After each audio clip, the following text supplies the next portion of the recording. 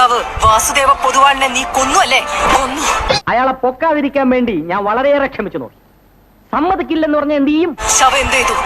തിന്നോ? കൊടലല്ലേ വയറ്റിയിരിക്കുന്ന. പിന്നെ അതെന്താ അതിശയന്റെ കൊച്ചു? നീയൊക്കെ കണ്ണൂച്ച് പഴയ പോലെ ഒന്നും കഴിക്കാൻ പറ്റണ്ട. രണ്ടാം ഭർത്താവ് സജിത്തിനെ നീ കൊല്ലാൻ ശ്രമിച്ചു അല്ലേ? പുതിയ പരാതി എഴുതിക്കോ.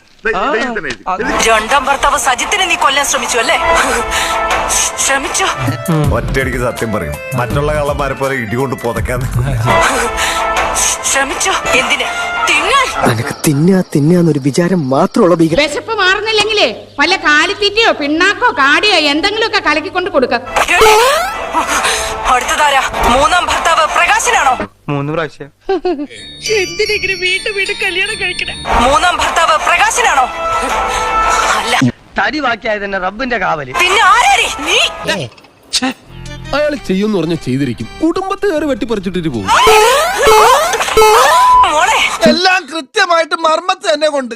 പിന്നെ ഞാൻ ശരീരം കൊണ്ടെല്ലാം തടുത്തത് കാരണം ഒന്നും നീ എന്നെ സ്കെച്ച് ചെയ്യല്ലേടി?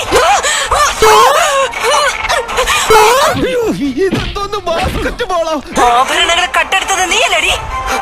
അതെ. സത്യസന്ധനായ കള്ളൻ. എന്തിന്? നിന്റെ 16 അടി നിരത്തിന് പന്തലിടാ. പന്തല് പണിക്ക് വന്നതാണ്. മാമനോടൊന്നും തോന്നില്ലേ? മതി സാറേ, ചത്തുപോകും.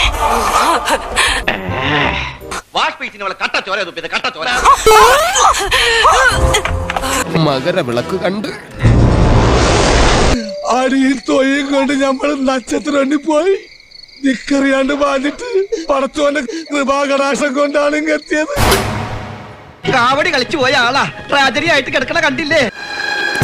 ആഹാ, ഇവിടെ എത്തിയോ? ചത്തോന്നറിയാൻ വന്നാണല്ലടാ. ചത്തില്ല.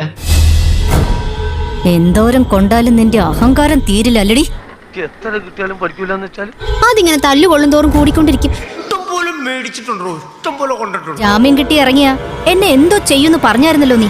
എന്തോ ഞാനൊന്നും കേട്ടില്ല. പുല്ല് ചെവി അടിച്ചു പോയാ. ജാമ്യം കിട്ടാതിരിക്കാൻ നോക്കണം. കൊല്ലും കൊലയും കീഴരിക്ക് പുത്തരിയല്ലടാ. എന്റെ കോടതിയിൽ അതിന് മാപ്പില്ല. കോടതി ഞാൻ ഉണ്ടാക്കും. ഇപ്പൊ 2 പുതുതായിട്ട് ചെയ്യാൻ പോകുന്നു. ഒന്ന് നെടുമങ്ങാട്, ഒന്ന് കാക്കനാട്. എല്ലാവർക്കും സന്തോഷമായല്ലോ? എനിക്ക് സന്തോഷമായി. എല്ലാവർക്കും പിരിഞ്ഞു പോവാം.